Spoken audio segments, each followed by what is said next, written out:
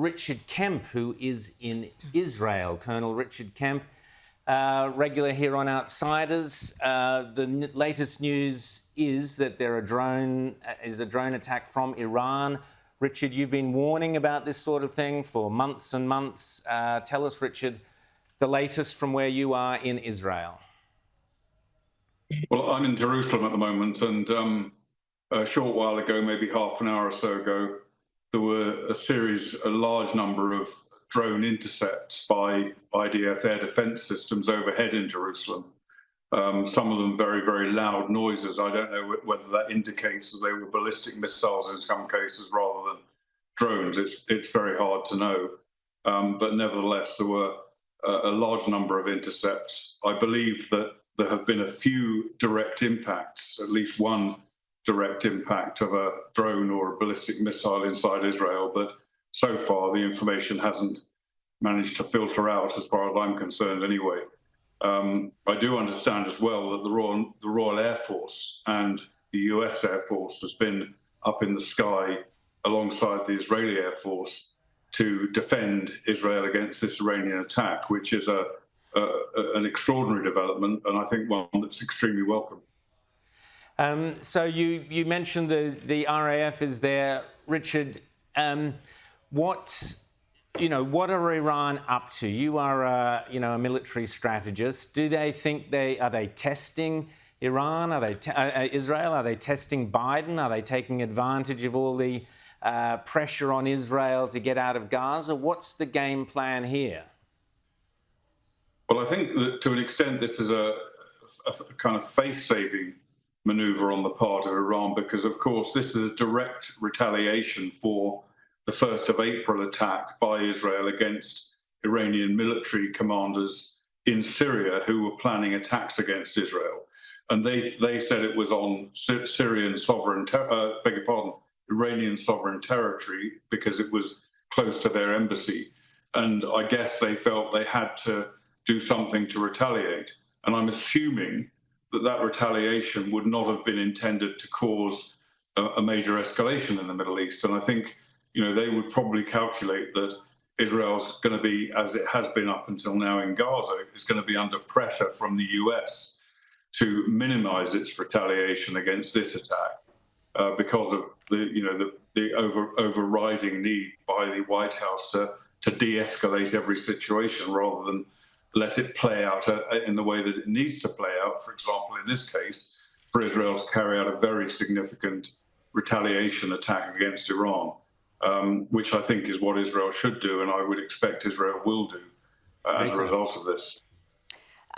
What's going to be the reaction from the other Middle Eastern countries to this escalation? We're hearing reports that Saudi Arabia, Jordan are shooting down drones, missiles.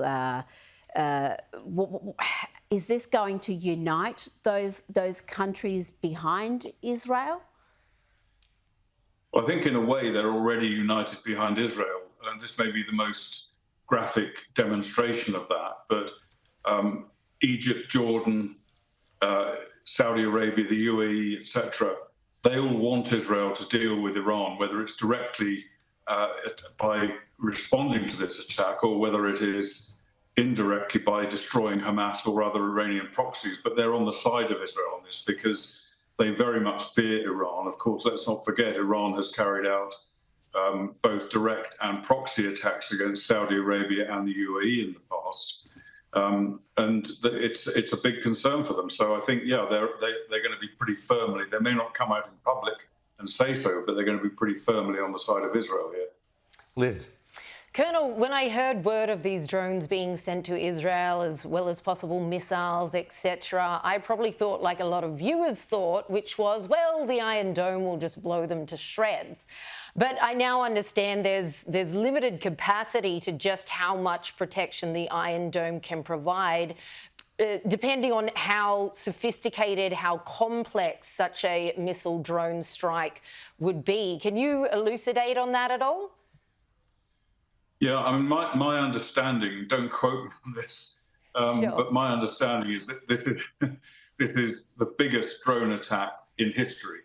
Okay, the history may not go back that long of attack drones, but it's a very significant attack. And I believe that there have also been ballistic missiles in the array, and also my understanding is that there have been drones fired from Yemen as well, and also there have certainly been rockets fired from Lebanon into the Golan Heights.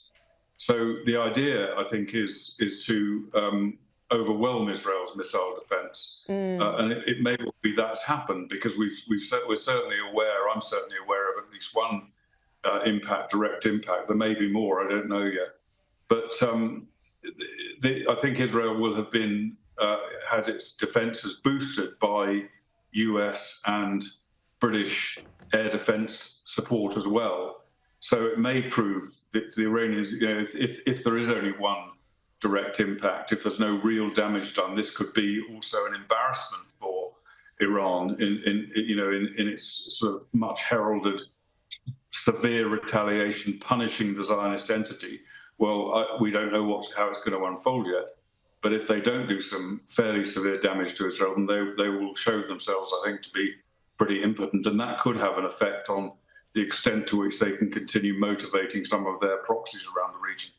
Rita. I want to play you just a clip from yesterday, President Biden being asked about the possible escalation in the Middle East and action from Iran. Let's have a listen. Mr. President, to Iran in this moment? Don't. Don't. We've heard that before from the Biden administration. Iran hasn't listened to that.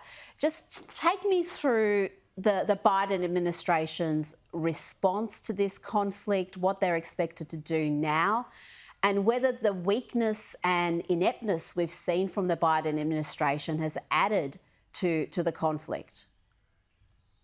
Well, in addition to the don't, which was ignored, there's been a lot of intensive diplomatic activity by the US in the region to try and prevent Iran from doing this. And despite all that, they still did it. The US intention is to de-escalate, is to contain Iran rather than strike back at Iran. And I think now that Iran has struck, the next phase of President Biden's strategy will be to try and restrain Israel, to try and prevent Israel from effectively striking back. I hope Israel doesn't take any notice of that. But I think that's been Biden's strategy all along. And we've seen it when his own forces have been attacked and American soldiers and support staff killed in those attacks directed from Iran with very little response. And that, of course, weakness encourages more and more attacks. Strength deters, weakness provokes. Absolutely. And just quickly, 30 seconds, Richard, when do you expect to see the move into Rafah, hopefully wiping out Hamas in Gaza there? Well, it's very hard to say that. And I think this could affect that situation, because if this does include a significant series of attacks from Lebanon, then the likelihood is that Israel will have to launch some form of concerted offensive against Hezbollah in Lebanon. And if it does that, that might delay the operation in Rafah because, of course, Israel has a finite number of troops and they would prefer not, unless they have to be fighting hard on two fronts. Absolutely. Colonel Richard Kemp, please stay safe there in Israel with and all our best wishes to you and to your friends who are over there.